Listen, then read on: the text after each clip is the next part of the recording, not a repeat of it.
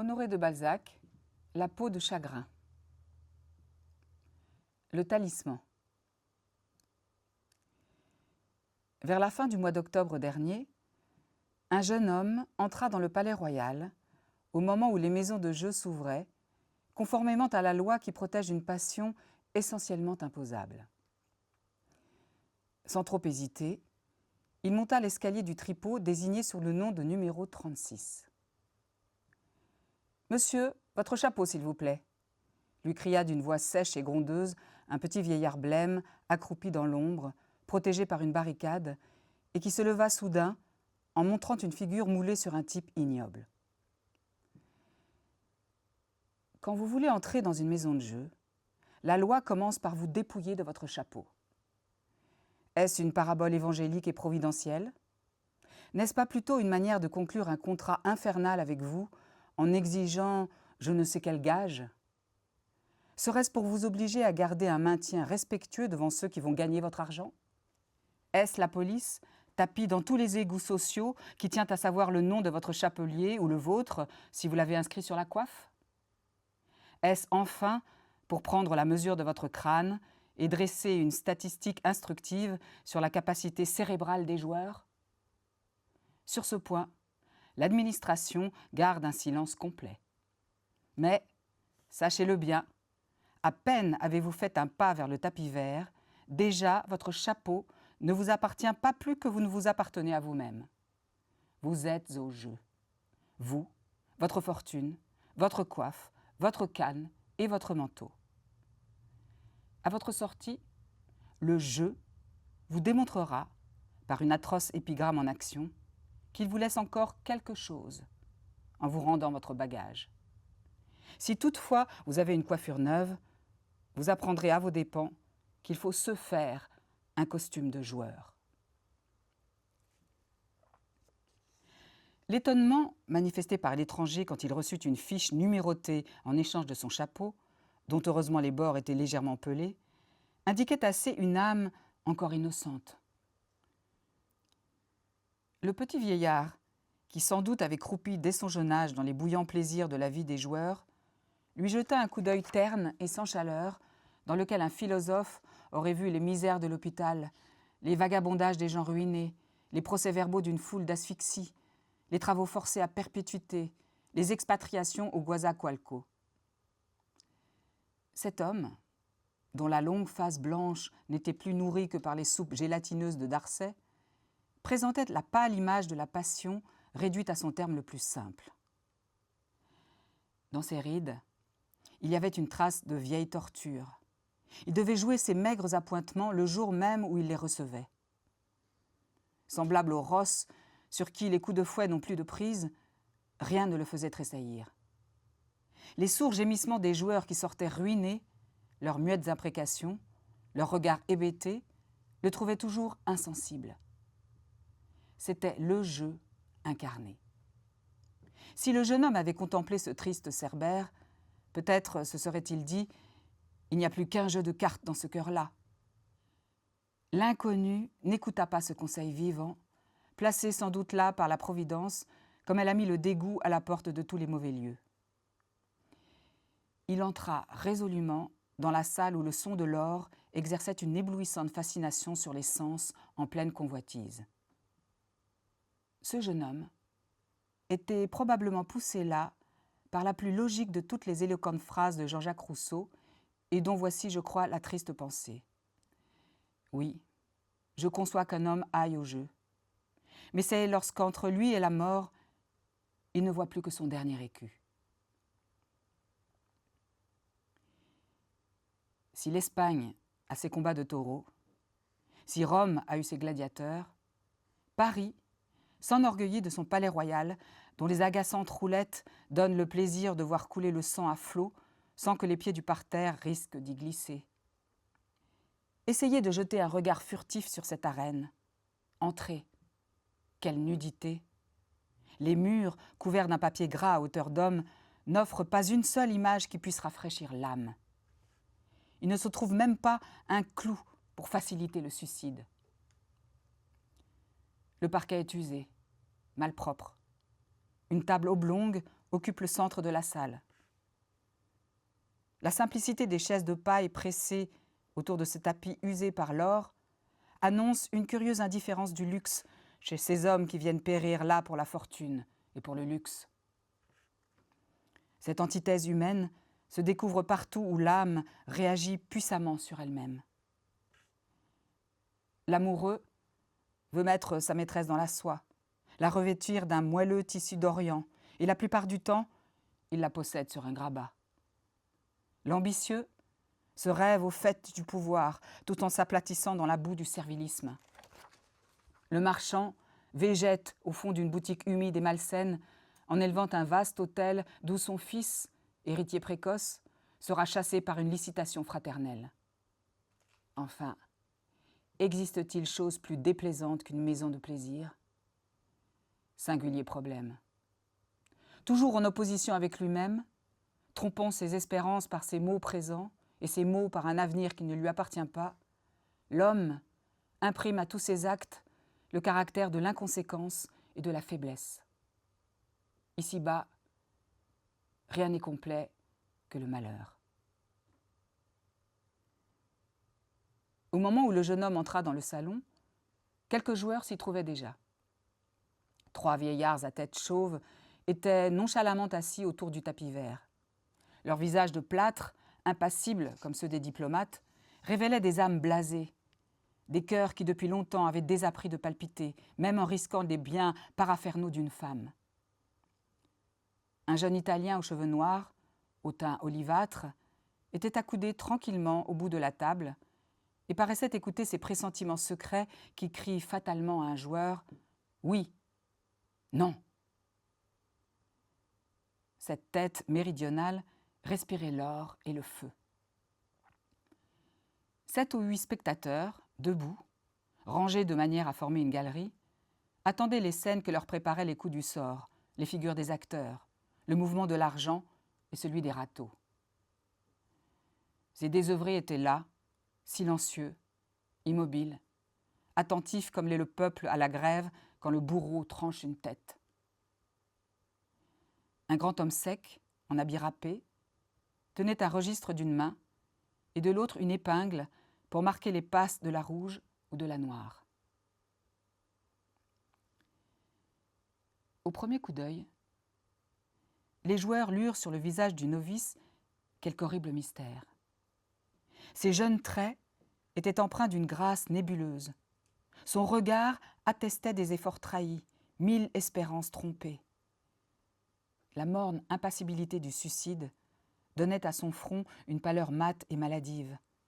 Un sourire amer dessinait de légers plis dans les coins de sa bouche. Et la physionomie exprimait une résignation qui faisait mal à voir. Quelque secret génie scintillait au fond de ses yeux, voilé peut-être par les fatigues du plaisir. Était-ce la débauche qui marquait de son sale cachet cette noble figure jadis pure et brûlante, maintenant dégradée? Les médecins auraient sans doute attribué à des lésions au cœur ou à la poitrine le cercle jaune qui encadrait les paupières et la rougeur qui marquait les joues, tandis que les poètes eussent voulu reconnaître à ces signes les ravages de la science, les traces de nuit passées à la lueur d'une lampe studieuse. Mais une passion plus mortelle que la maladie, une maladie plus impitoyable que l'étude et le génie, altérait cette jeune tête, contractait ses muscles vivaces, tordait ce cœur qu'avaient seulement effleuré les orgies, l'étude et la maladie. Comme lorsqu'un célèbre criminel arrive au bagne, les condamnés l'accueillent avec respect, ainsi, tous ces démons humains, experts en torture, saluèrent une douleur inouïe, une blessure profonde que sondait leur regard, et reconnurent un de leurs princes à la majesté de sa muette ironie, à l'élégante misère de ses vêtements. Le jeune homme avait bien un frac de bon goût, mais la jonction de son gilet et de sa cravate était trop savamment maintenue pour qu'on lui supposât du linge. Ses mains, jolies comme des mains de femme, étaient d'une douteuse propreté. Enfin, depuis 2 jours, il ne portait plus de gants. Si le tailleur et les garçons de salle eux-mêmes frissonnèrent, c'est que les enchantements de l'innocence florissaient par vestiges dans ses formes grêles et fines, dans ses cheveux blonds et rares, naturellement bouclés. Cette figure avait encore 25 ans, et le vice paraissait n'y être qu'un accident. La verte vie de la jeunesse y luttait encore avec les ravages d'une impuissante lubricité. Les ténèbres et la lumière, le néant et l'existence s'y combattaient en produisant tout à la fois de la grâce et de l'horreur. Le jeune homme se présentait là comme un ange sans rayon, égaré dans sa route.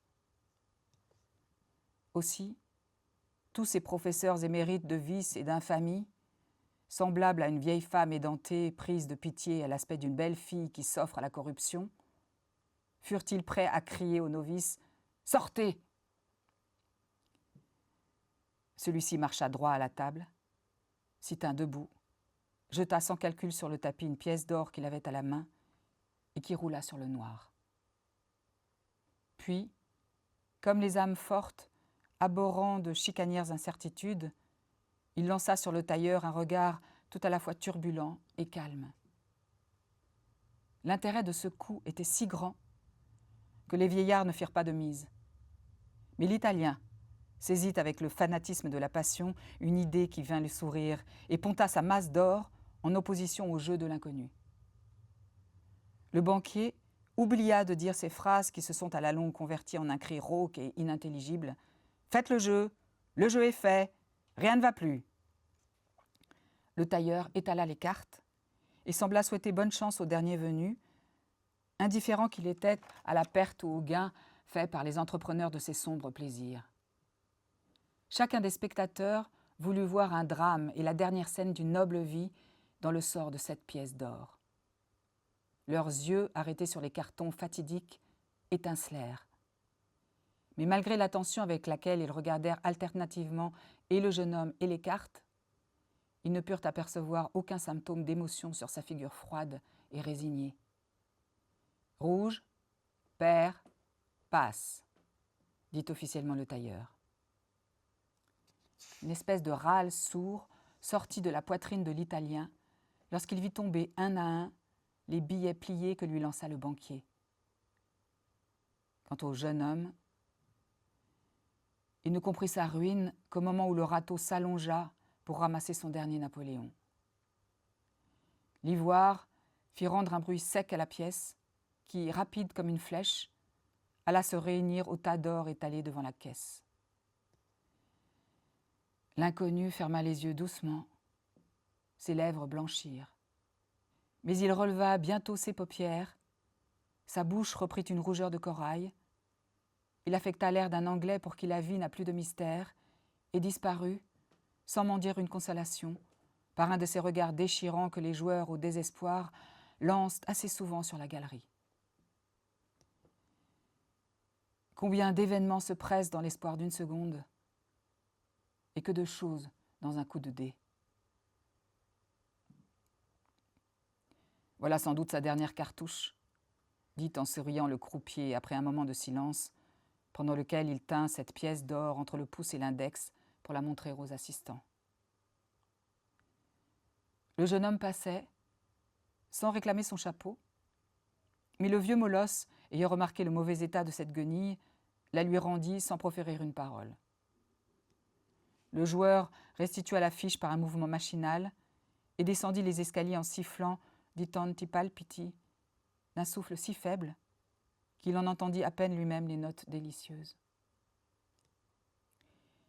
Il se trouva bientôt sous les galeries du Palais-Royal, alla jusqu'à la rue Saint-Honoré, prit le chemin des Tuileries et traversa le jardin d'un pas indécis. Il marchait comme au milieu d'un désert, coudoyé par des hommes qu'il ne voyait pas, n'écoutant à travers les clameurs populaires qu'une seule voix, celle de la mort. Enfin, perdu dans une engourdissante méditation, semblable à celle dont jadis étaient saisis les criminels qu'une charrette conduisait du palais à la grève, vers cet échafaud, rouge de tout le sang versé depuis 1793. Il existe je ne sais quoi de grand et d'épouvantable dans le suicide. Les chutes d'une multitude de gens sont sans danger, comme celles des enfants qui tombent de trop bas pour se blesser. Mais quand un grand homme se brise, il doit venir de bien haut, s'être élevé jusqu'aux cieux, avoir entrevu quelque paradis inaccessible. Implacables doivent être les ouragans qui le forcent à demander la paix de l'âme à la bouche d'un pistolet. Combien de jeunes talents confinés dans une mansarde s'étiolent et périssent faute d'amis, faute d'une femme consolatrice, au sein d'un million d'êtres, en présence d'une foule lassée d'or et qui s'ennuie. À cette pensée, le suicide prend des proportions gigantesques. Entre une mort volontaire et la féconde espérance dont la voix appelait un jeune homme à Paris, Dieu seul sait combien se heurtent de conceptions, de poésies abandonnées, de désespoir et de cris étouffés, de tentatives inutiles et de chefs-d'œuvre avortés. Chaque suicide est un poème sublime de mélancolie. Où trouverez-vous, dans l'océan des littératures, un livre surnageant qui puisse lutter de génie avec ces lignes ? Hier, à 4 heures, une jeune femme s'est jetée dans la Seine du haut du pont des Arts. Il s'achemina vers le pont Royal en songeant aux dernières fantaisies de ses prédécesseurs. Il souriait en se rappelant que Lord Castlereagh avait satisfait le plus humble de nos besoins avant de se couper la gorge, et que l'académicien Auger était allé chercher sa tabatière pour priser tout en marchant à la mort. « Mauvais temps pour se noyer », lui dit en riant une vieille femme vêtue de haillons. « Est-elle sale et froide, la Seine ?» Il répondit par un sourire plein de naïveté qui attestait le délire de son courage. Mais il frissonna tout à coup en voyant de loin, sur le port des Tuileries, la baraque surmontée d'un écriteau où ces paroles sont tracées en lettres hautes d'1 pied. « Secours aux asphyxiés ». Il continua donc son chemin et se dirigea vers le quai Voltaire en prenant la démarche indolente d'un désœuvré qui veut tuer le temps. Quand il descendit les marches qui terminent le trottoir du pont à l'angle du quai, son attention fut excitée par les bouquins étalés sur le parapet. Peu s'en fallut qu'il n'en marchandât quelques-uns. Il se prit à sourire, remit philosophiquement les mains dans ses goussets, et allait reprendre son allure d'insouciance où perçait un froid dédain, quand il entendit avec surprise quelques pièces retentir d'une manière véritablement fantastique au fond de sa poche. « Ah, mon bon monsieur, la carita, Catarina, un petit sou pour avoir du pain. » Un jeune ramoneur, dont la figure bouffie était noire, le corps brun de suie, les vêtements déguenillés, tendit la main à cet homme pour lui arracher ses derniers sous. À 2 pas du petit Savoyard, un vieux pauvre honteux, maladif, souffreteux, ignoblement vêtu d'une tapisserie trouée, lui dit d'une grosse voix sourde : « Monsieur, donnez-moi ce que vous voudrez, je prierai Dieu pour vous. » Mais quand l'homme jeune eut regardé le vieillard, celui-ci se tut et ne demanda plus rien, reconnaissant peut-être sur ce visage funèbre la livrée d'une misère plus âpre que n'était la sienne. « La carita, la carita. » L'inconnu jeta sa monnaie à l'enfant et au vieux pauvre en quittant le trottoir pour aller vers les maisons. Il ne pouvait plus supporter le poignant aspect de la scène. « Nous prierons Dieu pour la conservation de vos jours, » lui dirent les 2 mendiants. Il marcha d'un pas mélancolique le long des magasins, en examinant sans beaucoup d'intérêt les échantillons de marchandises. Quand les boutiques lui manquèrent, il étudia le Louvre, l'Institut, les tours de Notre-Dame, celles du Palais, le pont des Arts. Ces monuments paraissaient prendre une physionomie triste en reflétant les teintes grises du ciel dont les rares clartés prêtaient un air menaçant à Paris qui, pareil à une jolie femme, est soumis à d'inexplicables caprices de laideur et de beauté. Il voulut se soustraire aux titillations que produisaient sur son âme les réactions de la nature physique et se dirigea vers un magasin d'antiquités dans l'intention de donner une pâture à ses sens ou d'y attendre la nuit en marchandant des objets d'art. C'était pour ainsi dire quêter du courage et demander un cordial, comme les criminels qui se défient de leur force en allant à l'échafaud. Mais la conscience de sa prochaine mort rendit pour un moment au jeune homme l'assurance d'une duchesse qui a 2 amants, et il entra chez le marchand de curiosités d'un air dégagé, laissant voir sur ses lèvres un sourire fixe comme celui d'un ivrogne. Il demanda simplement à visiter les magasins. Un jeune homme à la figure fraîche et joufflue lui dit « Voyez, monsieur, voyez !» Au premier coup d'œil, les magasins lui offrirent un tableau confus dans lequel toutes les œuvres humaines et divines se heurtaient. Des crocodiles, des singes, des boas empaillés souriaient à des vitraux d'église, semblaient vouloir mordre des bustes, courir après des lacs ou grimper sur des lustres.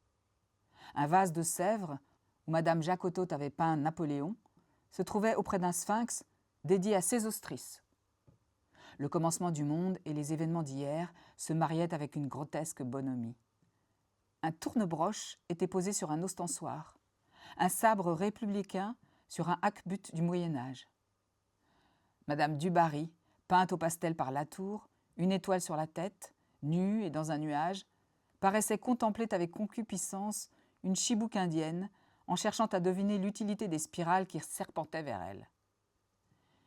Les instruments de mort, poignards, pistolets curieux, armes à secret, étaient jetés pêle-mêle avec des instruments de vie, soupières en porcelaine, assiettes de Saxe, tasses orientales venues de Chine, salières antiques, drageoirs féodaux. Un vaisseau d'ivoire voguait à pleine voile sur le dos d'une immobile tortue. Une machine pneumatique éborgnait l'empereur Auguste, majestueusement impassible. Plusieurs portraits d'échevins français, de bourgmestres hollandais, insensibles alors comme pendant leur vie, s'élevaient au-dessus de ce chaos d'antiquité en y lançant un regard pâle et froid. Tous les pays de la Terre semblaient avoir apporté là un débris de leur science, un échantillon de leurs arts. C'était une espèce de fumier philosophique auquel rien ne manquait, ni le calumet du sauvage, ni la pantoufle vert et or du sérail, ni le yatagan du mort, ni l'idole des Tartares. Il y avait jusqu'à la blague à tabac du soldat, jusqu'au ciboire du prêtre, jusqu'aux plumes d'un trône.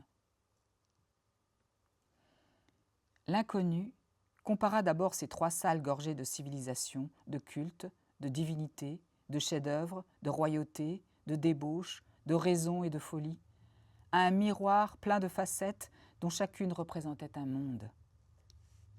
Après cette impression brumeuse, il voulut choisir ses jouissances. Mais à force de regarder, de penser, de rêver, il tomba sous la puissance d'une fièvre due peut-être à la faim qui rugissait dans ses entrailles. La vue de tant d'existences nationales ou individuelles, attestées par ces gages humains qui leur survivaient, acheva d'engourdir les sens du jeune homme. Le désir qu'il avait poussé dans le magasin fut exaucé. Il sortit de la vie réelle, monta par degrés vers un monde idéal, arriva dans les palais enchantés de l'extase où l'univers lui apparut par bribes et en traits de feu, comme l'avenir passa jadis flamboyant aux yeux de Saint Jean dans Patmos. Cet océan de meubles, d'inventions, de modes, d'œuvres, de ruines, lui composait un poème sans fin. Formes, couleurs, pensées, tout revivait là. Mais rien de complet ne s'offrait à l'âme. Le poète devait achever les croquis du grand peintre qui avait fait cette immense palette où les innombrables accidents de la vie humaine étaient jetés à profusion avec dédain. Après s'être emparé du monde, après avoir contemplé des pays, des âges, des règnes, le jeune homme revint à des existences individuelles. Il se repersonnifia, s'empara des détails en repoussant la vie des nations comme trop accablante pour un seul homme. En montant l'escalier intérieur qui conduisait aux salles situées au premier étage, il vit des boucliers votifs, des panoplies, des tabernacles sculptés, des figures en bois pendues au mur, posées sur chaque marche. Poursuivi par les formes les plus étranges, par des créations merveilleuses assises sur les confins de la mort et de la vie, il marchait dans les enchantements d'un songe. Enfin, doutant de son existence, il était comme ces objets curieux, ni tout à fait morts, ni tout à fait vivants. Quand il entra dans les nouveaux magasins, le jour commençait à pâlir, mais la lumière semblait inutile aux richesses resplendissantes d'or et d'argent qui s'y trouvaient entassées. « Vous avez des millions ici !» s'écria le jeune homme en arrivant à la pièce qui terminait une immense enfilade d'appartements dorés et sculptés par des artistes du siècle dernier. « Dites des milliards !» répondit le gros garçon joufflu. « Mais ce n'est rien encore. Montez au 3e étage et vous verrez. » L'inconnu suivit son conducteur et parvint à une 4e galerie où successivement passèrent devant ses yeux fatigués plusieurs tableaux du Poussin, une sublime statue de Michel-Ange, quelques ravissants paysages de Claude Lorrain, un Gérard Doux qui ressemblait à une page de Sterne, des Rembrandt, des Murillo, des Vélasquez sombres et colorés comme un poème de Lord Byron. Puis, des bas-reliefs antiques, des coupes d'agate, des onyx merveilleux.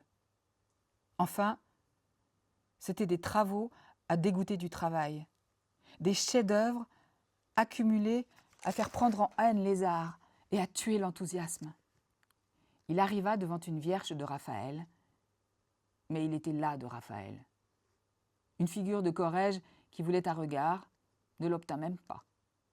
Un vase inestimable en porphyre antique et dont les sculptures circulaires représentaient de toutes les priapées romaines la plus grotesquement licencieuse, délice de quelques Corinnes, eut à peine à sourire. Il étouffait sous les débris de 50 siècles évanouis. Il était malade de toutes ces pensées humaines, assassiné par le luxe et les arts, oppressé sous ces formes renaissantes qui, pareilles à des monstres enfantés sous ses pieds par quelque malin génie, lui livraient un combat sans fin. Les merveilles, dont l'aspect venait de présenter au jeune homme toute la création connue, mirent dans son âme l'abattement que produit chez le philosophe la vue scientifique des créations inconnues. Il souhaita plus vivement que jamais de mourir et tomba sur une chaise curule en laissant errer ses regards à travers les fantasmagories de ce panorama du passé. Les tableaux s'illuminèrent, les têtes de vierges lui sourirent et les statues se colorèrent d'une vie trompeuse. À la faveur de l'ombre, et mise en danse par la fiévreuse tourmente qui fermentait dans son cerveau brisé, ses œuvres s'agitèrent et tourbillonnèrent devant lui. Chaque magot lui jeta sa grimace. Les paupières des personnages représentés dans les tableaux s'abaissèrent sur leurs yeux pour les rafraîchir. Chacune de ces formes frémit, sautilla, se détacha de sa place gravement, légèrement, avec grâce ou brusquerie, selon ses mœurs, son caractère et sa contexture. Ce fut un mystérieux sabbat, digne des fantaisies entrevues par le docteur Faust sur le Brocken. Tout à coup, il crut avoir été appelé par une voix terrible et tressaillit, comme lorsqu'au milieu d'un brûlant cauchemar, nous sommes précipités d'un seul bond dans les profondeurs d'un abîme. Il ferma les yeux.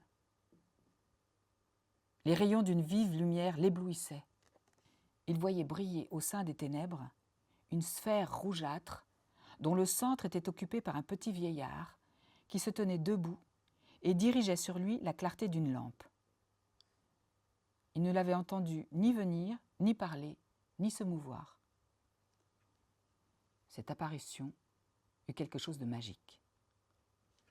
L'homme le plus intrépide, surpris ainsi dans son sommeil, aurait sans doute tremblé devant ce personnage extraordinaire qui semblait être sorti d'un sarcophage voisin.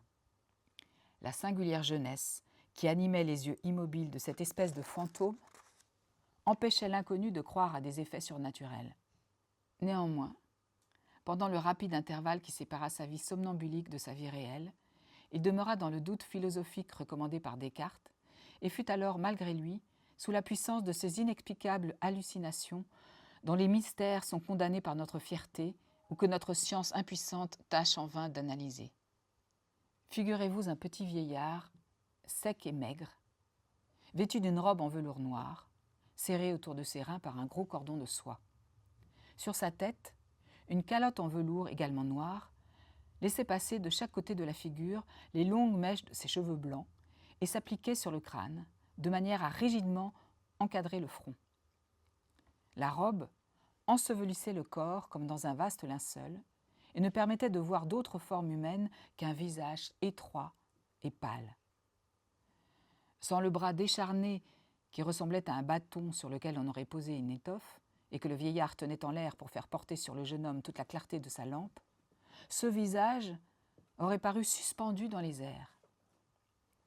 Une barbe grise et taillée en pointe cachait le menton de cet être bizarre et lui donnait l'apparence de ces têtes judaïques qui servent de modèle aux artistes quand ils veulent représenter Moïse.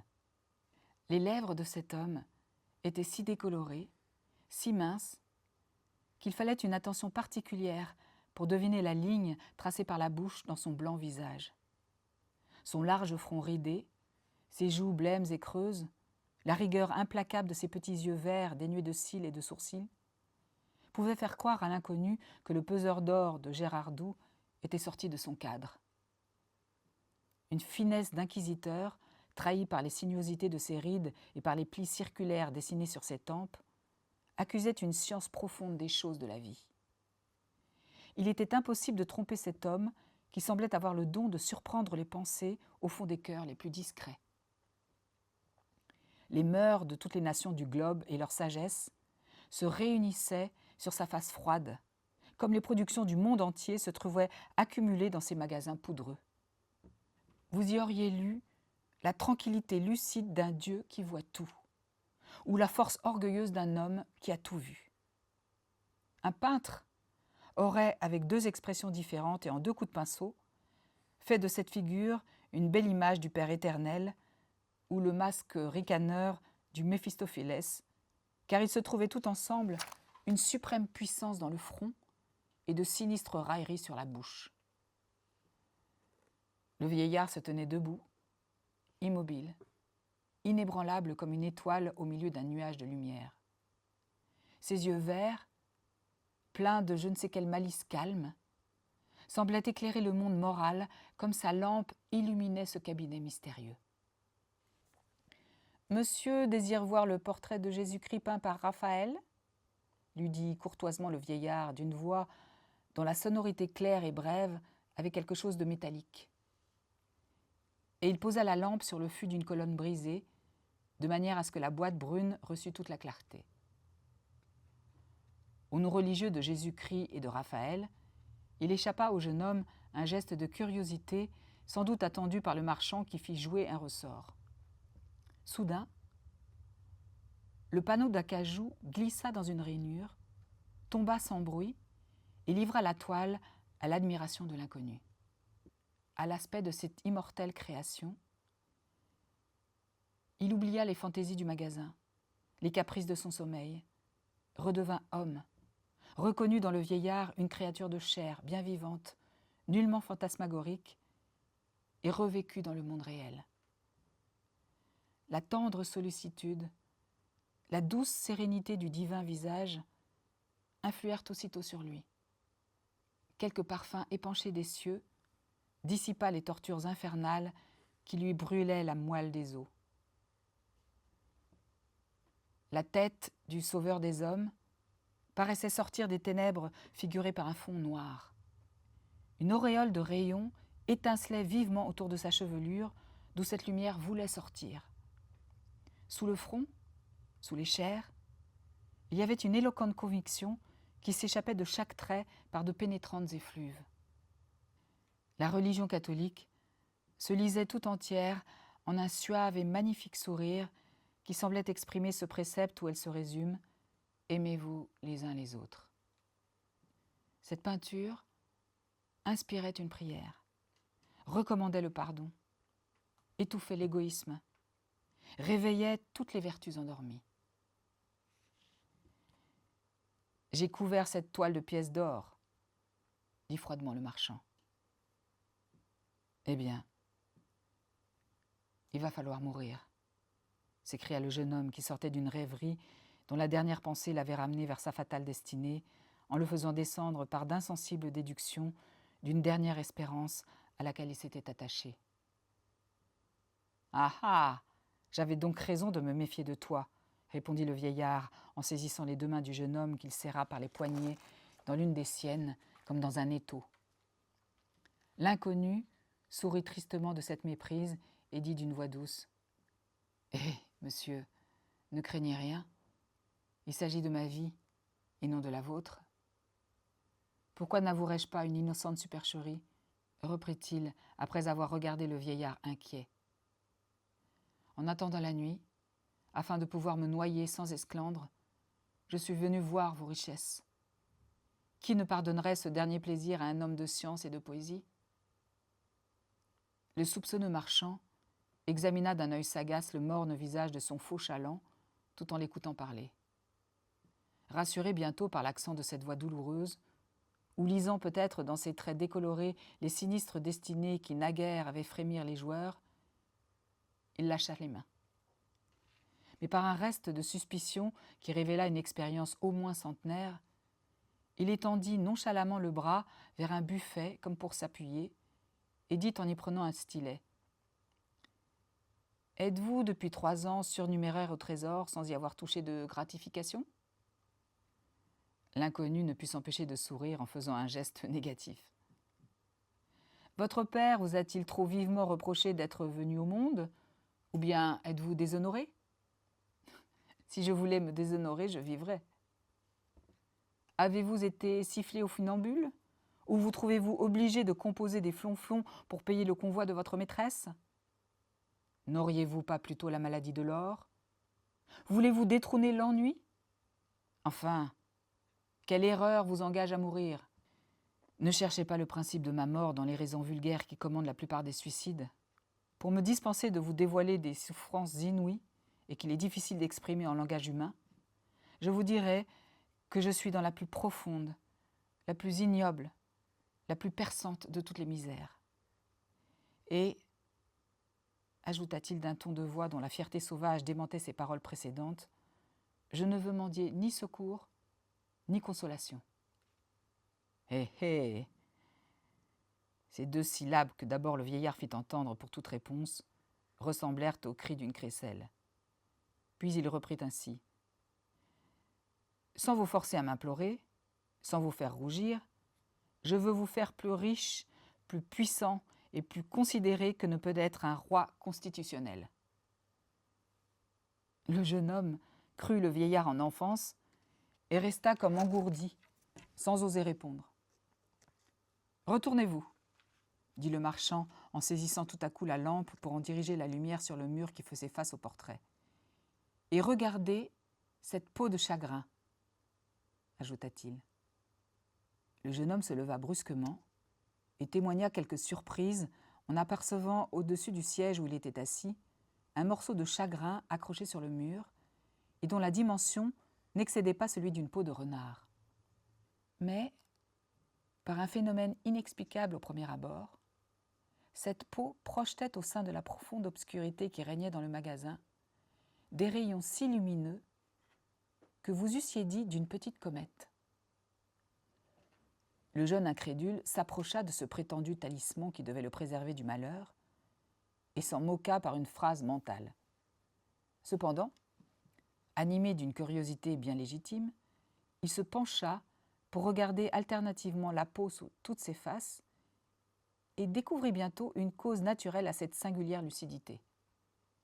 Les grains noirs du chagrin étaient si soigneusement polis et si bien brunis, les rayures capricieuses en étaient si propres et si nettes, que, pareil à des facettes de grenat, les aspérités de ce cuir oriental formaient autant de petits foyers qui réfléchissaient vivement la lumière.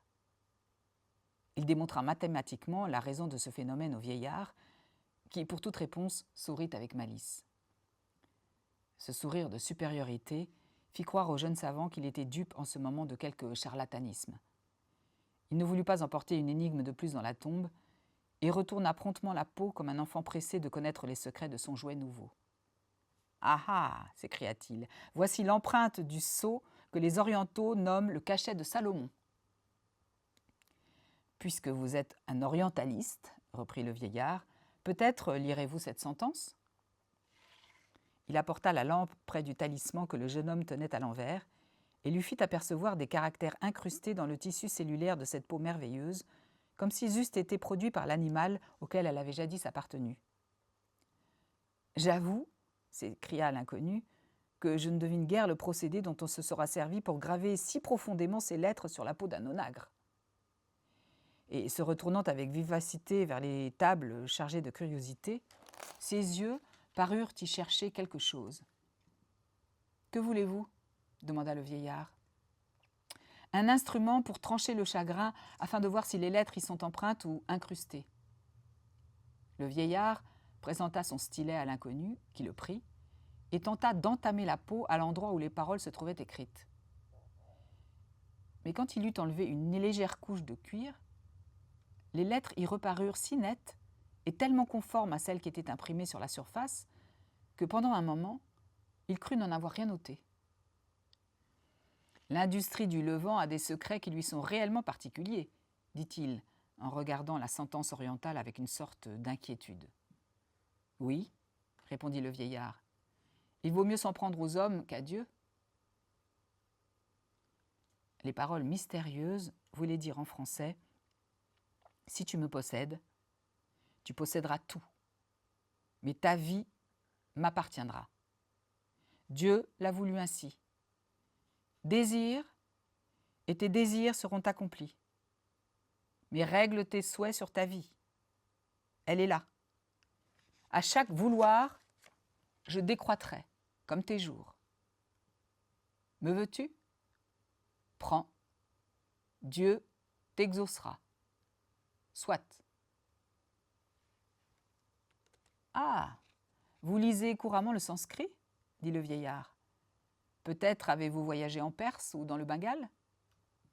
Non, monsieur, répondit le jeune homme en tâtant avec curiosité cette peau symbolique, assez semblable à une feuille de métal par son peu de flexibilité. Le vieux marchand remit la lampe sur la colonne où il l'avait prise, en lançant au jeune homme un regard empreint d'une froide ironie qui semblait dire « Il ne pense déjà plus à mourir. » Est-ce une plaisanterie ? Est-ce un mystère ? Demanda le jeune inconnu. Le vieillard hocha de la tête et dit gravement « Je ne saurais vous répondre. J'ai offert le terrible pouvoir que donne ce talisman à des hommes doués de plus d'énergie que vous ne paraissiez en avoir, mais tout en se moquant de la problématique influence qu'il devait exercer sur leur destinée future, aucun n'a voulu se risquer à conclure ce contrat si fatalement proposé par je ne sais quelle puissance. Je pense comme eux. J'ai douté, je me suis abstenu, et vous n'avez même pas essayé ? Dit le jeune homme en l'interrompant. Essayé ? Dit le vieillard. Si vous étiez sur la colonne de la place Vendôme, essaieriez-vous de vous jeter dans les airs ? Peut-on arrêter le cours de la vie ? L'homme a-t-il jamais pu scinder la mort ? Avant d'entrer dans ce cabinet, vous aviez résolu de vous suicider. Mais tout à coup, un secret vous occupe et vous distrait de mourir. Enfant, chacun de vos jours ne vous offrira-t-il pas une énigme plus intéressante que ne l'est celle-ci ? Écoutez-moi. J'ai vu la cour licencieuse du Régent. Comme vous, j'étais alors dans la misère, j'ai mendié mon pain. Néanmoins, j'ai atteint l'âge de 102 ans et je suis devenu millionnaire. Le malheur m'a donné la fortune, l'ignorance m'a instruit. Je vais vous révéler en peu de mots un grand mystère de la vie humaine. L'homme s'épuise par 2 actes instinctivement accomplis qui tarissent les sources de son existence. 2 verbes expriment toutes les formes que prennent ces 2 causes de mort. Vouloir et pouvoir. Entre ces 2 termes de l'action humaine, il est une autre formule dont s'emparent les sages, et je lui dois le bonheur et ma longévité. Vouloir nous brûle et pouvoir nous détruit. Mais savoir laisse notre faible organisation dans un perpétuel état de calme. Ainsi, le désir ou le vouloir est mort en moi, tué par la pensée. Le mouvement ou le pouvoir s'est résolu par le jeu naturel de mes organes. En 2 mots, j'ai placé ma vie non dans le cœur qui se brise ou dans les sens qui s'émoussent, mais dans le cerveau qui ne s'use pas et qui survit à tout. Rien d'excessif n'a froissé ni mon âme, ni mon corps. Cependant, j'ai vu le monde entier. Mes pieds ont foulé les plus hautes montagnes de l'Asie et de l'Amérique. J'ai appris tous les langages humains et j'ai vécu sous tous les régimes. J'ai prêté mon argent à un Chinois en prenant pour gage le corps de son père. J'ai dormi sous la tente de l'Arabe sur la foi de sa parole. J'ai signé des contrats dans toutes les capitales européennes et j'ai laissé sans crainte mon or dans le wigwam des sauvages. Enfin, j'ai tout obtenu parce que j'ai tout su dédaigner. Ma seule ambition a été de voir. Voir. N'est-ce pas savoir? Oh, savoir, jeune homme. N'est-ce pas jouir intuitivement? N'est-ce pas découvrir la substance même du fait et s'en emparer essentiellement? Que reste-t-il d'une possession matérielle? Une idée. Jugez alors combien doit être belle la vie d'un homme qui, pouvant empreindre toutes les réalités dans sa pensée, transporte en son âme les sources du bonheur, en extrait 1000 voluptés idéales dépouillées des souillures terrestres. La pensée est la clé de tous les trésors. Elle procure les joies de l'avare sans donner ses soucis. Aussi, ai-je plané sur le monde où mes plaisirs ont toujours été des jouissances intellectuelles. Mes débauches étaient la contemplation des mers, des peuples, des forêts, des montagnes. J'ai tout vu, mais tranquillement, sans fatigue. Je n'ai jamais rien désiré, j'ai tout attendu. Je me suis promenée dans l'univers comme dans le jardin d'une habitation qui m'appartenait. Ce que les hommes appellent chagrin, amour, ambition, revers, tristesse, sont pour moi des idées que je change en rêverie. Au lieu de les sentir, je les exprime, je les traduis. Au lieu de leur laisser dévorer ma vie, je les dramatise, je les développe. Je m'en amuse comme des romans que je lirais par une vision intérieure. N'ayant jamais lassé mes organes, je jouis encore d'une santé robuste. Mon âme ayant hérité de toute la force dont je n'abusais pas, cette tête est encore mieux meublée que ne le sont mes magasins. Là, dit-il en se frappant le front, là sont les vrais millions. Je passe des journées délicieuses en jetant un regard intelligent dans le passé. J'évoque des pays entiers, des sites, des vues de l'océan, des figures historiquement belles. J'ai un sérail imaginaire où je possède toutes les femmes que je n'ai pas eues. Ceci, dit-il d'une voix éclatante en montrant la peau de chagrin, est le pouvoir et le vouloir réunis. Là sont vos idées sociales, vos désirs excessifs, vos intempérances, vos joies qui tuent, vos douleurs qui font trop vivre, car le mal n'est peut-être qu'un violent plaisir. Qui pourrait déterminer le point où la volupté devient un mal et celui où le mal est encore la volupté? Les plus vives lumières du monde idéal ne caressent-elles pas la vue, tandis que les plus douces ténèbres du monde physique la blessent toujours? Le mot de sagesse ne vient-il pas de savoir? Et qu'est-ce que la folie, sinon l'excès d'un vouloir ou d'un pouvoir? Eh bien oui, je veux vivre avec excès, dit l'inconnu en saisissant la peau de chagrin. Jeune homme, prenez garde, s'écria le vieillard avec une incroyable vivacité. J'avais résolu ma vie par l'étude et par la pensée, mais elles ne m'ont même pas nourri, répliqua l'inconnu. Je ne veux être la dupe ni d'une prédication digne de Swedenborg, ni de votre amulette orientale, ni des charitables efforts que vous faites, monsieur, pour me retenir dans un monde où mon existence est désormais impossible. Voyons, ajouta-t-il en serrant le talisman d'une main convulsive et regardant le vieillard. Je veux un dîner royalement splendide, quelques bacchanales dignes du siècle où tout s'est, dit-on, perfectionné, que mes convives soient jeunes, spirituels et sans préjugés, joyeux jusqu'à la folie. Que les vins se succèdent toujours aux plus incisifs, plus pétillants, et soient de force à nous enivrer pour 3 jours. Que la nuit soit parée de femmes ardentes. Je veux que la débauche en délire et rugissant nous emporte dans son char à 4 chevaux, par-delà les bornes du monde, pour nous verser sur des plages inconnues. Que les âmes montent dans les cieux ou se plongent dans la boue, je ne sais si alors elles s'élèvent ou elles s'abaissent. peu m'importe. Donc, je commande à ce pouvoir sinistre de me fondre toutes les joies dans une joie. Croyez-vous, dit le marchand, que mes planchers vont s'ouvrir tout à coup pour donner passage à des tables somptueusement servies et à des convives de l'autre monde? Non, non, jeune étourdi. Vous avez signé le pacte? Tout est dit. Maintenant, vos volontés seront scrupuleusement satisfaites, mais aux dépens de votre vie. Le cercle de vos jours, figuré par cette peau, se resserrera suivant la force et le nombre de vos souhaits, depuis le plus léger jusqu'au plus exorbitant. Le brahmine auquel je dois ce talisman m'a jadis expliqué qu'il s'opérerait un mystérieux accord entre les destinées et les souhaits du possesseur. Votre premier désir est vulgaire, je pourrais le réaliser, mais j'en laisse le soin aux événements de votre nouvelle existence. Après tout, vous vouliez mourir? Eh bien, votre suicide n'est que retardé.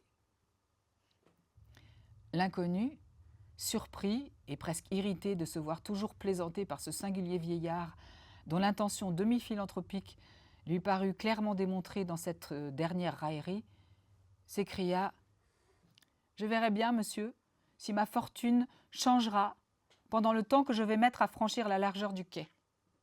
Mais si vous ne vous moquez pas d'un malheureux, je désire, pour me venger d'un si fatal service, que vous tombiez amoureux d'une danseuse. Vous comprendrez alors le bonheur d'une débauche, et peut-être deviendrez-vous prodigue de tous les biens que vous avez si philosophiquement ménagés. » Il sortit, sans entendre un grand soupir que poussa le vieillard, traversa les salles et descendit les escaliers de cette maison, suivi par le gros garçon joufflu qui voulut vainement l'éclairer. Il courait avec la prestesse d'un voleur pris en flagrant délit. Aveuglé par une sorte de délire, il ne s'aperçut même pas de l'incroyable ductilité de la peau de chagrin qui, devenue souple comme un gant, se roula sous ses doigts frénétiques et put entrer dans la poche de son habit, où il la mit presque machinalement. En s'élançant de la porte du magasin sur la chaussée, il heurta 3 jeunes gens qui se tenaient bras dessus bras dessous. « Animal! Imbécile !» Telles furent les gracieuses interpellations qu'ils échangèrent. « Hé, c'est Raphaël! Ah, bien, nous te cherchions. »« Quoi? C'est vous ?» Ces 3 phrases amicales succédèrent à l'injure, aussitôt que la clarté d'un réverbère balancé par le vent frappa les visages de ce groupe étonné. « Mon cher ami, » dit à Raphaël le jeune homme qu'il avait failli renverser, « tu vas venir avec nous? » « De quoi s'agit-il donc? Avance toujours, je te conterai l'affaire en marchant. » De force ou de bonne volonté, Raphaël fut entouré de ses amis qui, l'ayant enchaîné par les bras dans leur joyeuse bande, l'entraînèrent vers le pont des Arts. « Mon cher, dit l'orateur en continuant, nous sommes à ta poursuite depuis 1 semaine environ. Nous ne t'avons rencontré nulle part, ni sur les écrous de Sainte-Pélagie, ni sur ceux de la Force. Les ministères, l'opéra, les maisons conventuelles, cafés, bibliothèques, listes de préfets, bureaux de journalistes, restaurants, foyers de théâtre, bref, tout ce qu'il y a dans Paris de bons et de mauvais lieux ayant été savamment explorés, nous gémissions sur la perte d'un homme doué d'assez de génie pour se faire également chercher à la cour et dans les prisons. Nous parlions de te canoniser comme un héros de juillet, et ma parole d'honneur, nous te regrettions. » En ce moment, Raphaël passait avec ses amis sur le pont des Arts, d'où, sans les écouter, il regardait la Seine, dont les eaux mugissantes répétaient les lumières de Paris.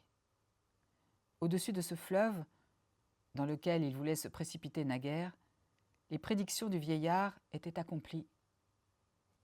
L'heure de sa mort se trouvait déjà fatalement retardée. « Et nous te regrettions vraiment, » dit son ami, poursuivant toujours sa thèse. « Il s'agit d'une combinaison dans laquelle nous te comprenions en tant que qualité d'homme supérieur, c'est-à-dire d'homme qui sait se mettre au-dessus de tout. L'infâme monarchie renversée par l'héroïsme populaire était une femme de mauvaise vie avec laquelle on pouvait rire et banqueter. Mais la patrie est une épouse acariâtre et vertueuse dont il nous faut accepter, bon gré mal gré, les caresses compassées. Or donc, le pouvoir s'est transporté, comme tu sais, des Tuileries chez les journalistes, de même que le budget a changé de quartier en passant du Faubourg Saint-Germain à la chaussée d'Antin. Mais voici ce que tu ne sais peut-être pas.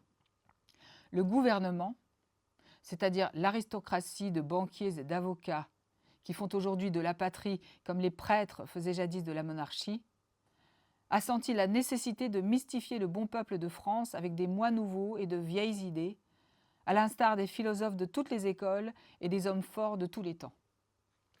Il s'agit donc de nous inculquer une opinion royalement nationale, en nous prouvant qu'il est bien plus heureux de payer 1200 33 centimes à la patrie représentée par messieurs tels et tels, que 1100 9 centimes à un roi qui disait « moi » au lieu de dire « nous ». En un mot, un journal armé de 200 ou 300 bons 1000 francs vient d'être fondé dans le but de faire une opposition qui contente les mécontents sans nuire au gouvernement national du roi citoyen. Or, comme nous nous moquons de la liberté autant que du despotisme, de la religion aussi bien que de l'incrédulité, que pour nous la patrie est une capitale où toutes les idées s'échangent et se vendent à tant la ligne, où tous les jours amènent de succulents dîners, de nombreux spectacles, où fourmillent de licencieuses prostituées, où les soupers ne finissent que le lendemain, où les amours vont à l'heure comme les citadines, que Paris sera toujours la plus adorable de toutes les patries, la patrie de la joie, de la liberté, de l'esprit, des jolies femmes, des mauvais sujets, du bon vin, et où le bâton du pouvoir ne se fera jamais trop sentir, puisque l'on est près de ceux qui le tiennent, nous, véritables sectateurs du dieu Méphistophélès, nous avons entrepris de badigeonner l'esprit public, de rhabiller les acteurs, de clouer de nouvelles planches à la baraque gouvernementale, de médicamenter les doctrinaires, de recueillir les vieux républicains, de réchampir les bonapartistes et de ravitailler le centre, pourvu qu'il nous soit permis de rire in petto des rois et des peuples, de ne pas être le soir de notre opinion du matin, et de passer une joyeuse vie à la Panurge, ou more orientali, couché sur de moelleux coussins. Nous te destinons les rênes de cet empire macaronique et burlesque. Ainsi, nous t'emmenons de ce pas au dîner donné par le fondateur du dit journal, un banquier retiré qui, ne sachant que faire de son or, veut le changer en esprit. Nous t'avons donné, pour le plus intrépide compagnon qui jamais ait étreint corps à corps la débauche, ce monstre admirable avec lequel veulent lutter tous les esprits forts. Nous avons même affirmé qu'il ne t'a pas encore vaincu. J'espère que tu ne feras pas mentir nos éloges. Taillefer, notre amphitryon, nous a promis de surpasser les étroites saturnales de nos petits Lucullus modernes. Il est assez riche pour mettre de la grandeur dans les petitesses, de l'élégance et de la grâce dans le vice. Entends-tu, Raphaël ? Lui demanda l'orateur en s'interrompant. Oui, répondit le jeune homme, moins étonné de l'accomplissement de ses souhaits que surpris de la manière naturelle par laquelle les événements s'enchaînaient. Quoiqu'il lui fût impossible de croire à une influence magique, il admirait les hasards de la destinée humaine. « Mais tu nous dis oui comme si tu pensais à la mort de ton grand-père, » lui répliqua un de ses voisins. « Ah !» reprit Raphaël avec un accent de naïveté qui fit rire ses écrivains, l'espoir de la jeune France. « Je pensais, mes amis, que nous voilà près de devenir de bien grands coquins. Jusqu'à présent, nous avons fait de l'impiété entre deux vins, nous avons pesé la vie étant ivres, nous avons prisé les hommes et les choses en digérant. Vierges du fait, nous étions hardis en parole, mais marqués maintenant par le fer chaud de la politique, nous allons entrer dans ce grand bagne et y perdre nos illusions. Quand on ne croit plus qu'au diable, il est permis de regretter le paradis de la jeunesse, le temps d'innocence où nous tendions dévotement la langue à un bon prêtre pour recevoir le sacré corps de notre Seigneur Jésus-Christ. Ah, mes bons amis, si nous avons eu tant de plaisir à commettre nos premiers péchés, c'est que nous avions des remords pour les embellir et leur donner du piquant, de la saveur. Tandis que maintenant... « Oh, maintenant !» reprit le premier interlocuteur. « Il nous reste... quoi ?» dit un autre. « Le crime. » Voilà un mot qui a toute la hauteur d'une potence et toute la profondeur de la Seine, répliqua Raphaël. « Oh, tu ne m'entends pas !» Je parle des crimes politiques. Émile, dit avec feu le voisin de Raphaël à l'interlocuteur, foi d'homme, sans la Révolution de Juillet, je me faisais prêtre pour aller mener une vie animale au fond de quelques campagnes. Et tu aurais lu le bréviaire tous les jours? Oui. Tu es un fat. Nous lisons bien les journaux. Pas mal pour un journaliste. Mais tais-toi, nous marchons au milieu d'une masse d'abonnés.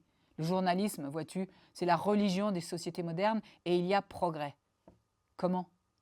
Les pontifes ne sont pas tenus de croire, ni le peuple non plus.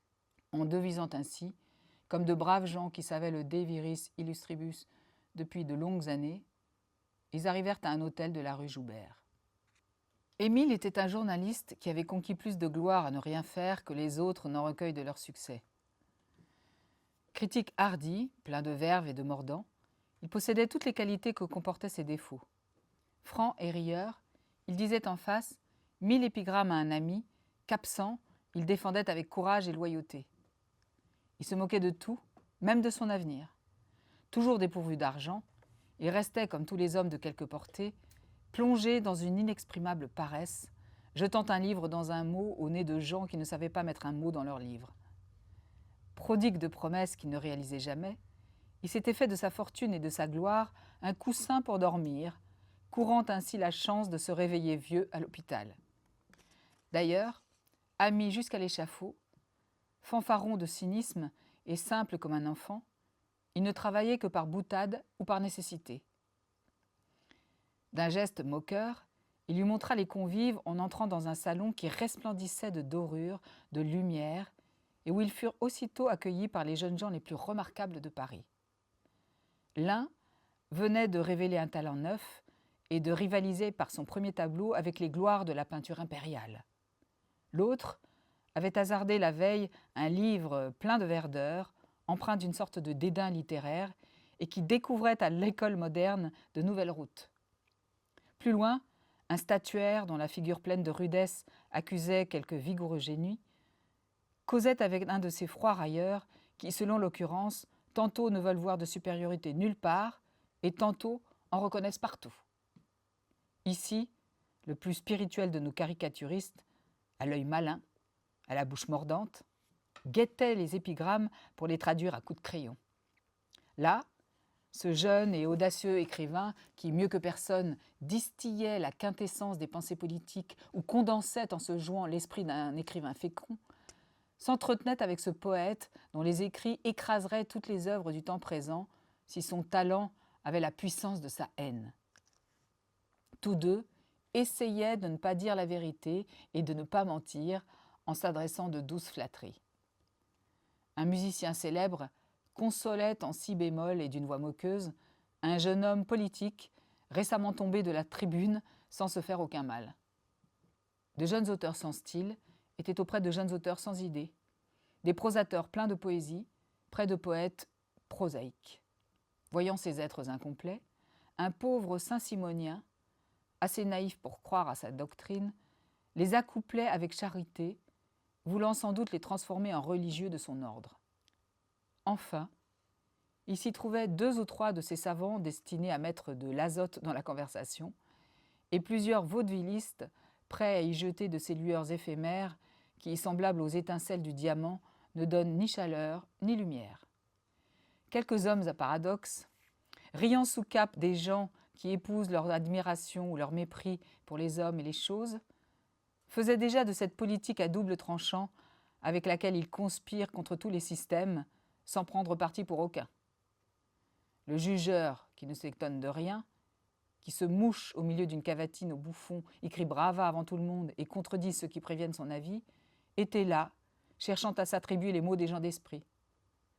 Parmi ses convives, 5 avaient de l'avenir, une dizaine devaient obtenir quelque gloire viagère. Quant aux autres, ils pouvaient, comme toutes les médiocrités, se dire le fameux mensonge de Louis XVIII, union et oubli. Un valet de chambre vêtu de noir vint ouvrir les portes d'une vaste salle à manger où chacun alla, sans cérémonie, reconnaître sa place autour d'une table immense. Avant de quitter les salons, Raphaël y jeta un dernier coup d'œil. Son souhait était certes bien complètement réalisé. la soie et l'or tapissaient les appartements. De riches candélabres, supportant d'innombrables bougies, faisaient briller les plus légers détails des frises dorées, les délicates ciselures du bronze et les somptueuses couleurs de l'ameublement. 100 000 livres de rente sont un bien joli commentaire du catéchisme et nous aident merveilleusement à mettre la morale en action, dit-il en soupirant. Ah oui, ma vertu ne va guère à pied. Pour moi, le vice, c'est une mansarde, un habit râpé, un chapeau gris en hiver et des dettes chez le portier. Ah, je veux vivre au sein de ce luxe 1 an, 6 mois, n'importe. Et puis après, mourir. J'aurais du moins épuisé, connu, dévoré 1000 existences. « Oh !» lui dit Émile qui l'écoutait. « Tu prends le coupé d'un agent de change pour le bonheur. Va, tu serais bientôt ennuyé de la fortune en t'apercevant qu'elle te ravirait la chance d'être un homme supérieur. Entre les pauvretés de la richesse et les richesses de la pauvreté, l'artiste a-t-il jamais balancé? Ne nous faut-il pas toujours des luttes, à nous autres? Aussi, prépare ton estomac. Vois, dit-il en lui montrant par un geste héroïque le majestueux, le 3 fois saint et rassurant aspect que présentait la salle à manger du Benoît capitaliste. Les deux amis s'assirent en riant. D'abord, et par un regard plus rapide que la parole, chaque convive paya son tribut d'admiration au somptueux coup d'œil qu'offrait une longue table, blanche comme une couche de neige fraîchement tombée, et sur laquelle s'élevaient symétriquement les couverts couronnés de petits pains blonds.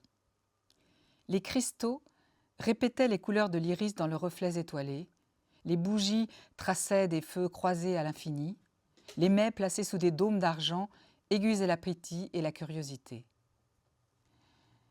Les paroles furent assez rares. Les voisins se regardèrent. Le vin de Madère circula. Puis le premier service apparut dans toute sa gloire. Il aurait fait honneur à feu Cambacérès et Brillat-Savarin l'eût célébré. Les vins de Bordeaux et de Bourgogne, blancs et rouges, furent servis avec une profusion royale. Cette première partie du festin était comparable en tout point à l'exposition d'une tragédie classique.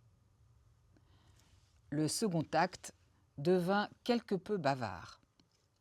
Chaque convive avait bu raisonnablement, en changeant de cru suivant ses caprices, en sorte qu'au moment où l'on emporta les restes de ce magnifique service, de tempétueuses discussions s'étaient établies. Quelques fronts pâles rougissaient. Plusieurs nez commençaient à s'empourprer. Les yeux pétillaient. Pendant cette aurore de l'ivresse, le discours ne sortit pas encore des bornes de la civilité. Mais les railleries, les bons mots s'échappèrent peu à peu de toutes les bouches. Puis, la calomnie éleva tout doucement sa petite tête de serpent et parla d'une voix flûtée. Ça et là, quelques sournois écoutaient attentivement, espérant garder leur raison. Le second service trouva donc les esprits tout à fait échauffés. Chacun mangea en parlant, parla en mangeant, but, sans prendre garde à l'affluence des liquides, tant ils étaient lampants et parfumés, tant l'exemple était contagieux. Taillefer se piqua d'animer ses convives et fit avancer les terribles vins du Rhône, le Chautoquet, le vieux Roussillon capiteux.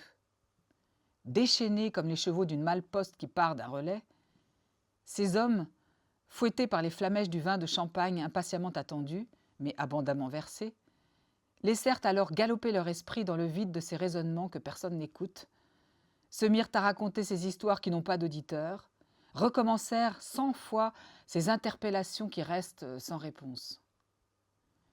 L'orgie seule déploya sa grande voix, sa voix composée de 100 clameurs confuses qui grossissent comme les crescendos de Rossini. Puis arrivèrent les toasts insidieux, les forfanteries, les défis. Tous renonçaient à se glorifier de leur capacité intellectuelle pour revendiquer celle des tonneaux, des foudres, des cuves. Il semblait que chacun eût 2 voix. Il vint un moment où les maîtres parlèrent tous à la fois et où les valets sourirent. Mais cette mêlée de paroles, où les paradoxes douteusement lumineux, les vérités grotesquement habillées, se heurtèrent à travers les cris, les jugements interlocutoires, les arrêts souverains et les niaiseries, comme au milieu d'un combat se croisent les boulets, les balles et la mitraille, eût sans doute intéressé quelques philosophes par la singularité des pensées ou surpris un politique par la bizarrerie des systèmes. C'était tout à la fois un livre et un tableau. Les philosophies, les religions, les morales, si différentes d'une latitude à l'autre, les gouvernements, enfin tous les grands actes de l'intelligence humaine, tombèrent sous une faux aussi longue que celle du temps, et peut-être eussiez-vous pu difficilement décider si elle était maniée par la sagesse ivre ou par l'ivresse devenue sage et clairvoyante. Emportés par une espèce de tempête, ces esprits semblaient, comme la mer irritée contre ses falaises, vouloir ébranler toutes les lois entre lesquelles flottent les civilisations, satisfaisant ainsi sans le savoir à la volonté de Dieu, qui laisse dans la nature le bien et le mal, en gardant pour lui seul le secret de leur lutte perpétuelle. Furieuse et burlesque, la discussion fut en quelque sorte un sabbat des intelligences. Entre les tristes plaisanteries dites par ces enfants de la Révolution à la naissance d'un journal et les propos tenus par les joyeux buveurs à la naissance de Gargantua, se trouvait tout l'abîme qui sépare le XIXe siècle du XVIe. Celui-ci apprêtait une destruction en riant, le nôtre riait au milieu des ruines. « Comment appelez-vous le jeune homme que je vois là-bas » dit le notaire en montrant Raphaël. « J'ai cru l'entendre nommer Valentin. »« Que chantez-vous avec votre Valentin tout court » s'écria Émile en riant. « Raphaël de Valentin, s'il vous plaît. Nous portons un aigle d'or en champ de sable, couronné d'argent, becqué et onglé de gueule, avec une belle devise « Non cecidit animus ». Nous ne sommes pas un enfant trouvé, mais le descendant de l'empereur Valens, souche des Valentinois, fondateur des villes de Valence en Espagne et en France, héritier légitime de l'Empire d'Orient. Si nous laissons trôner Mahmoud à Constantinople, c'est par pure bonne volonté et faute d'argent et de soldats. Émile décrivit en l'air avec sa fourchette une couronne au-dessus de la tête de Raphaël. « Monsieur, Louis XIV a fait périr plus d'hommes pour creuser les aqueducs de Maintenon que la Convention pour asseoir justement l'impôt, pour mettre de l'unité dans la loi, nationaliser la France et faire également partager les héritages, disait Massol, un jeune homme devenu républicain, faute d'une syllabe devant son nom. Monsieur, lui répondit Moreau de l'Oise, bon propriétaire, vous qui prenez le sang pour du vin, cette fois-ci, laisserez-vous à chacun sa tête sur ses épaules ? À quoi bon, monsieur ? Les principes de l'ordre social ne valent-ils donc pas quelques sacrifices ? Bixiou, hé ! Chose le républicain prétend que la tête de ce propriétaire serait un sacrifice, dit un jeune homme à son voisin. Les hommes et les événements ne sont rien, disait le républicain en continuant sa théorie à travers les hoquets. Il n'y a en politique et en philosophie que des principes et des idées. Quelle horreur ! Vous n'auriez nul chagrin de tuer vos amis pour ainsi... Écoutez, monsieur. Manière de tuer son oncle. Chut, écoutez, écoutez. Ayez d'abord un oncle gros et gras, septuagénaire au moins, ce sont les meilleurs oncles. Faites-lui manger, sous un prétexte quelconque, un pâté de foie gras. Mon oncle est un grand homme sec, avare et sobre. Ah, ces oncles-là sont des monstres qui abusent de la vie. Et, dit l'homme aux oncles en continuant, annoncez-lui, pendant sa digestion, la faillite de son banquier. S'il résiste, lâchez-lui une jolie fille. S'il est... Alors, ce n'est pas un oncle. L'oncle est essentiellement égrillard. Et vous êtes ivre. La conséquence immédiate d'une constitution est l'aplatissement des intelligences. Art, science, monuments, tout est dévoré par un effroyable sentiment d'égoïsme, notre lèpre actuelle. Vos 300 bourgeois assis sur des banquettes ne penseront qu'à planter des peupliers. Le despotisme fait illégalement de grandes choses. La liberté ne se donne même pas la peine d'en faire légalement de très petites. Votre enseignement mutuel fabrique des pièces de 100 sous en chair humaine, dit un absolutiste en interrompant. Les individualités disparaissent chez un peuple nivelé par l'instruction.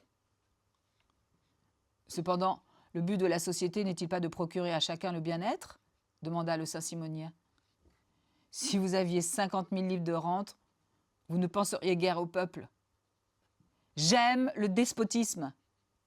Il annonce un certain mépris pour la race humaine. Je ne hais pas les rois, ils sont si amusants. Trôner dans une chambre à 30 millions de lieues du soleil, n'est-ce donc rien ? Mais résumons cette large vue de la civilisation. À l'origine des nations, la force fut en quelque sorte matérielle, une, grossière. Puis, avec l'accroissement des agrégations, les gouvernements ont procédé par des décompositions plus ou moins habiles du pouvoir primitif. Ainsi, dans la haute antiquité, la force était dans la théocratie. Le prêtre tenait le glaive et l'encensoir. Plus tard, il y eut 2 sacerdoces, le pontife et le roi. Et aujourd'hui, notre société, dernier terme de la civilisation, a distribué la puissance suivant le nombre des combinaisons. Et nous sommes arrivés aux forces nommées industrie, pensée, argent, parole. Le pouvoir n'ayant plus alors d'unité, marche sans cesse vers une dissolution sociale qui n'a plus d'autre barrière que l'intérêt. Aussi, ne nous appuyons-nous ni sur la religion, ni sur la force matérielle, mais sur l'intelligence. Le livre vaut-il le glaive ? La discussion vaut-elle l'action ? Voilà le problème. L'intelligence a tout tué. Allez, la liberté absolue mène les nations au suicide. Elle s'ennuie dans le triomphe, comme un Anglais millionnaire. Que nous direz-vous de neuf ? Aujourd'hui, vous avez ridiculisé tous les pouvoirs et c'est même chose vulgaire que de nier Dieu. Vous n'avez plus de croyance. Aussi, le siècle est-il comme un vieux sultan perdu de débauche. Monsieur, le gouvernement actuel est l'art de faire régner l'opinion publique. L'opinion ? Mais c'est la plus vicieuse de toutes les prostituées. À vous entendre, homme de morale et de politique, il faudrait sans cesse préférer vos lois à la nature, l'opinion à la conscience. Allez, tout est vrai, tout est faux. Si la société nous a donné le duvet des oreillers, elle a certes compensé le bienfait par la goutte, comme elle a mis la procédure pour tempérer la justice et les rhumes à la suite des châles de Cachemire. Monstre, dit Émile en interrompant le misanthrope. Comment peut-il médire de la civilisation en présence de vin, de mets aussi délicieux et à table jusqu'au menton ? Mords ce chevreuil aux pieds et aux cornes dorées, mais ne mords pas ta mère. Est-ce ma faute à moi si le catholicisme arrive à mettre 1 million de dieux dans un sac de farine ? Si la République aboutit toujours à quelque Napoléon ? Si la royauté se trouve entre l'assassinat de Henri IV et le jugement de Louis XVI ? Si le libéralisme devient Lafayette ? Je songe au flot de sang répandu par le catholicisme, dit froidement Émile. Il a pris nos veines et nos cœurs pour faire une contrefaçon du déluge. Mais n'importe. Tout homme qui pense doit marcher sous la bannière du Christ. Lui seul a consacré le triomphe de l'esprit sur la matière. Lui seul nous a poétiquement révélé le monde intermédiaire qui nous sépare de Dieu. « Tu crois ?» reprit Raphaël en lui jetant un indéfinissable sourire d'ivresse. « Eh bien, pour ne pas nous compromettre, portons le fameux toast. Dies ignotis. » Et ils vidèrent leur calice de science, de gaz carbonique, de parfum, de poésie et d'incrédulité. « Si ces messieurs veulent passer dans le salon, le café les y attend, » dit le maître d'hôtel. En ce moment, presque tous les convives se roulaient au sein de ces limbes délicieux où les lumières de l'esprit s'éteignent, où le corps délivré de son tyran s'abandonne aux joies délirantes de la liberté. Les uns, arrivés à l'apogée de l'ivresse, restaient mornes et péniblement occupés à saisir une pensée qui leur attesta leur propre existence. Les autres, plongés dans le marasme produit par une digestion alourdissante, niaient le mouvement. D'intrépides orateurs disaient encore de vagues paroles dont le sens leur échappait à eux-mêmes. Quelques refrains retentissaient comme le bruit d'une mécanique obligée d'accomplir sa vie factice et sans âme. le silence et le tumulte s'étaient bizarrement accouplés. Néanmoins, en entendant la voix sonore du valet qui, à défaut d'un maître, leur annonçait des joies nouvelles, les convives se levèrent, entraînés, soutenus ou portés les uns par les autres. La troupe entière resta pendant un moment immobile et charmée sur le seuil de la porte. Les jouissances excessives du festin pâlirent devant le chatouillant spectacle que l'amphitryon offrait aux plus voluptueux de leurs sens. Sous les étincelantes bougies d'un lustre d'or, autour d'une table chargée de vermeil, un groupe de femmes se présenta soudain aux convives hébétés dont les yeux s'allumèrent comme autant de diamants. Riches étaient les parures, mais plus riches encore étaient ces beautés éblouissantes devant lesquelles disparaissaient toutes les merveilles de ce palais. Les yeux passionnés de ces filles, prestigieuses comme des fées, avaient encore plus de vivacité que les torrents de lumière qui faisaient resplendir les reflets satinés des tentures, la blancheur des marbres et les saillies délicates des bronzes. Le cœur brûlait à voir les contrastes de leurs coiffures agitées et de leurs attitudes, toutes diverses d'attrait et de caractère. C'était une haie de fleurs mêlées de rubis, de saphirs, de corail. Une ceinture de colliers noirs sur des coups de neige, des écharpes légères flottant comme des flammes d'un phare, des turbans orgueilleux, des tuniques modestement provocantes. Ce sérail offrait des séductions pour tous les yeux, des voluptés pour tous les caprices. L'amour n'avait pas voyagé de compagnie avec l'ivresse. Au lieu d'un ouragan des passions, les convives, surpris dans un moment de faiblesse, s'abandonnèrent aux délices d'une voluptueuse extase. À la voix de la poésie qui les domine toujours, les artistes étudièrent avec bonheur les nuances délicates qui distinguaient ces beautés choisies. Réveillés par une pensée due peut-être à quelque émanation d'acide carbonique dégagé du vin de Champagne, un philosophe frissonna en songeant au malheur qui amenait là ces femmes, dignes peut-être jadis des plus purs hommages. Chacune d'elles avait sans doute un drame sanglant à raconter. Presque toutes apportaient d'infernales tortures et traînaient après elles des hommes sans foi, des promesses trahies, des joies rançonnées par la misère. Les convives s'approchèrent d'elles avec politesse et des conversations aussi diverses que les caractères s'établirent. Des groupes se formèrent. Vous eussiez dit d'un salon de bonne compagnie où les jeunes filles et les femmes vont, offrant aux convives après le dîner, les secours que le café, les liqueurs et le sucre prêtent aux gourmands embarrassés dans les travaux d'une digestion récalcitrante. Mais bientôt, quelques rires éclatèrent, le murmure augmenta, les voix s'élevèrent. L'orgie, domptée pendant un moment, menaça par intervalles de se réveiller. Ces alternatives de silence et de bruit eurent une vague ressemblance avec une symphonie de Beethoven. Assis sur un moelleux divan, les deux amis vinrent d'abord arriver près d'eux une grande fille bien proportionnée, superbe en son maintien, de physionomie assez irrégulière, mais perçante, mais impétueuse, et qui saisissait l'âme par de vigoureux contrastes. Sa chevelure noire, lascivement bouclée, semblait avoir déjà subi les combats de l'amour et retombait en flocons légers sur ses larges épaules qui offraient des perspectives attrayantes à voir. De longs rouleaux bruns enveloppaient à demi un cou majestueux sur lequel la lumière glissait par intervalles en révélant la finesse des plus jolis contours. La peau, d'un blanc mat, faisait ressortir les tons chauds et animés de ses vives couleurs. L'œil, armé de longs cils, lançait des flammes hardies, étincelles d'amour. La bouche, rouge, humide, entr'ouverte, appelait le baiser. Cette fille avait une taille forte, mais amoureusement élastique. Son sein, ses bras, étaient largement développés, comme ceux des belles figures du Karache.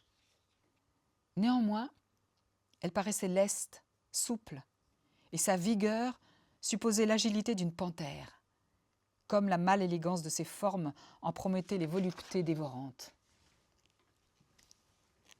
Quoique cette fille dût savoir rire et folâtrer, ses yeux et son sourire effrayaient la pensée.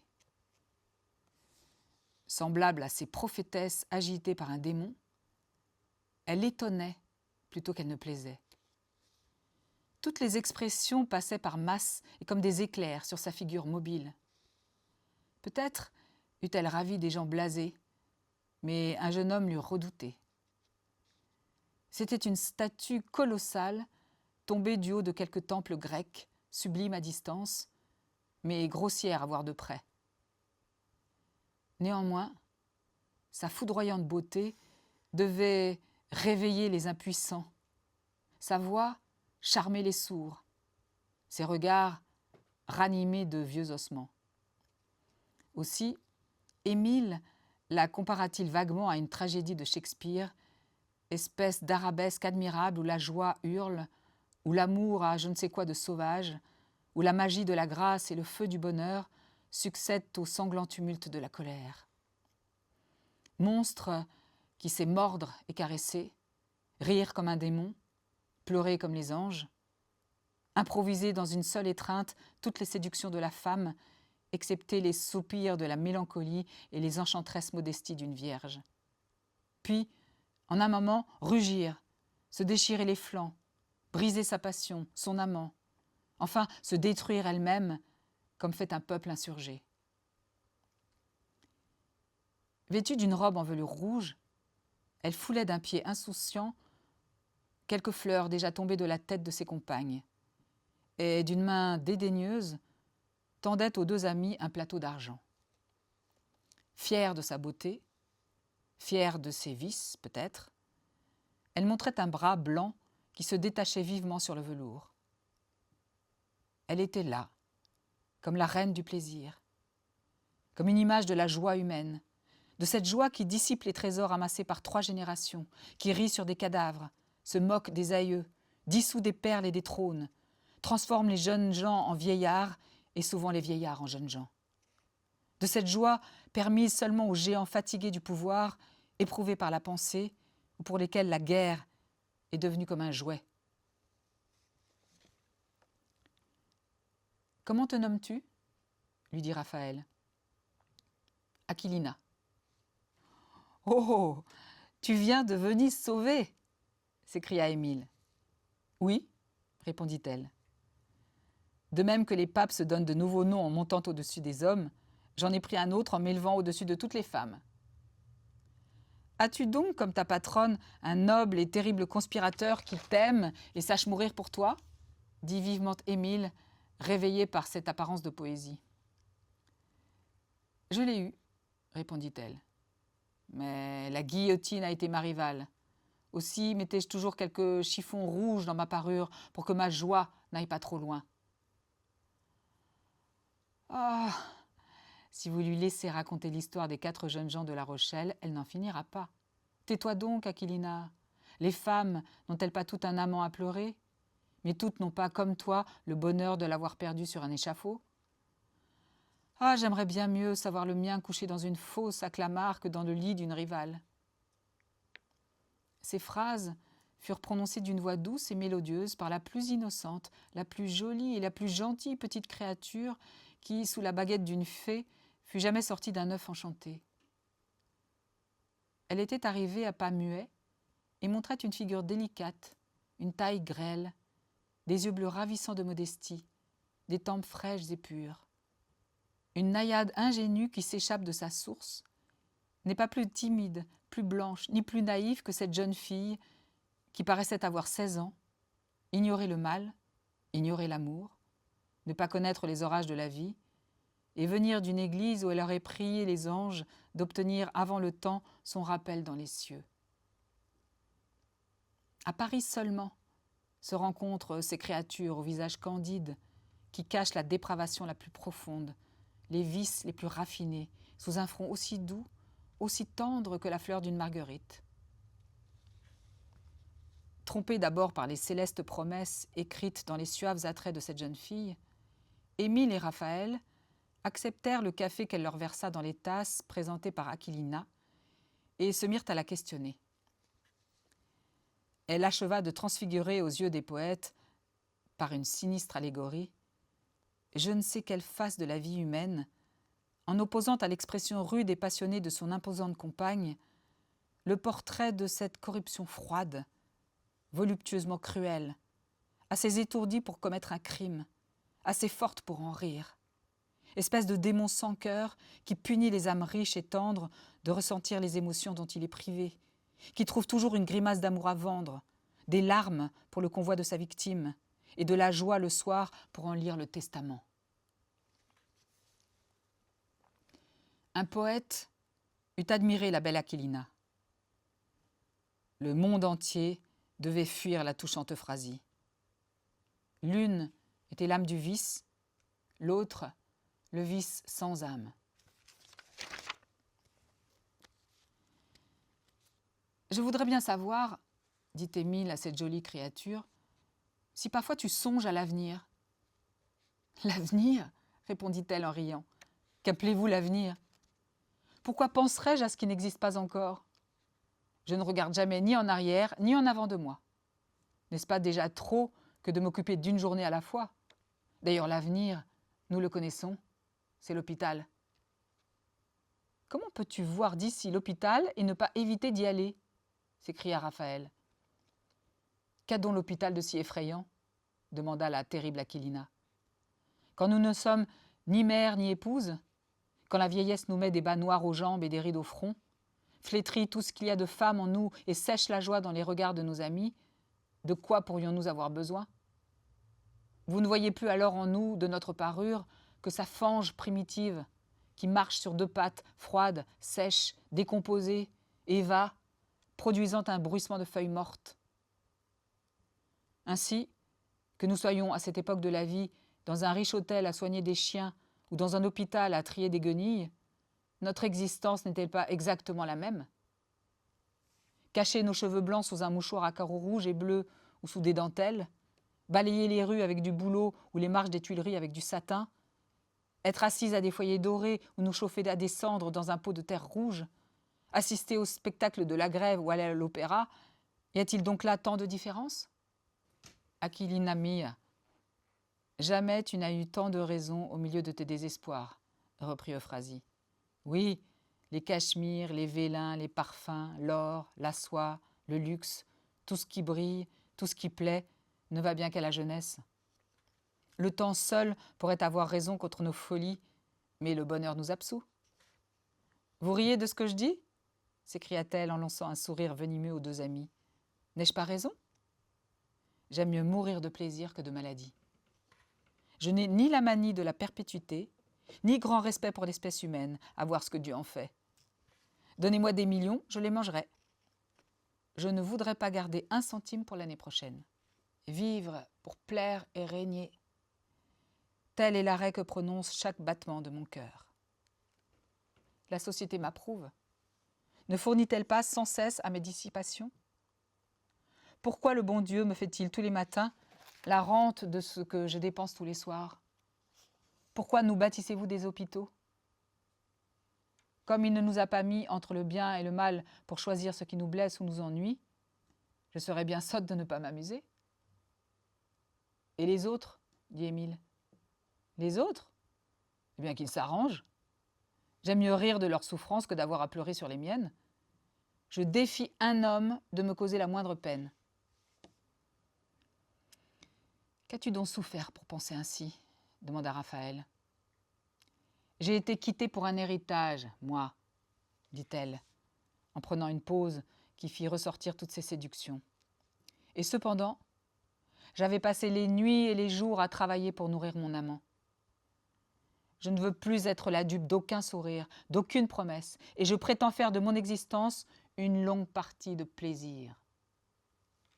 Mais, s'écria Raphaël, le bonheur ne vient-il donc pas de l'âme?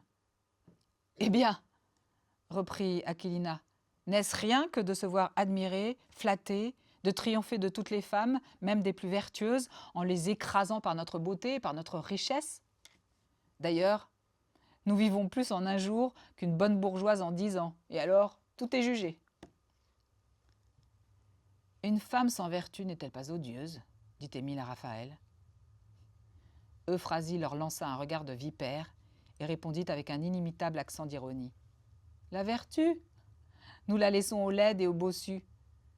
Que seraient-elles sans cela, les pauvres femmes? Ne crains-tu pas de payer tout cela un jour? Eh bien, répondit-elle, au lieu d'entremêler mes plaisirs de chagrin, ma vie sera coupée en 2 parts.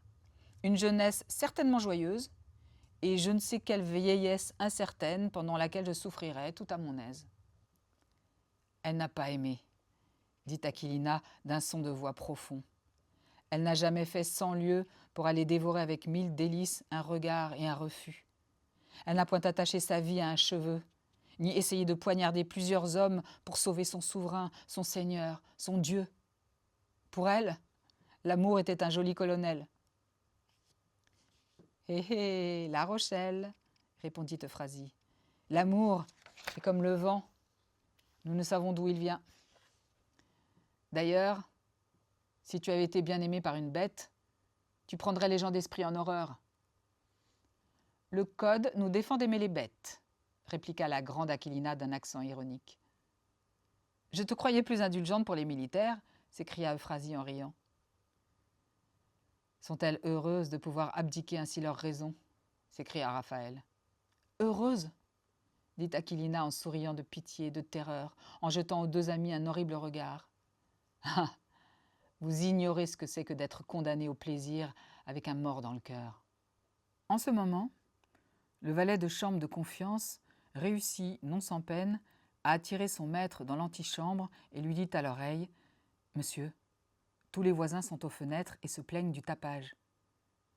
S'ils ont peur du bruit, ne peuvent-ils pas faire mettre de la paille devant leur porte ?» s'écria Taillefer. Raphaël laissa tout à coup échapper un éclat de rire si brusquement intempestif qu'Émile lui demanda compte d'une joie aussi brutale. « Tu me comprendrais difficilement, répondit-il. D'abord, il faudrait avouer que vous m'avez arrêté sur le quai Voltaire au moment où j'allais me jeter dans la Seine, et tu voudrais sans doute connaître les motifs de ma mort.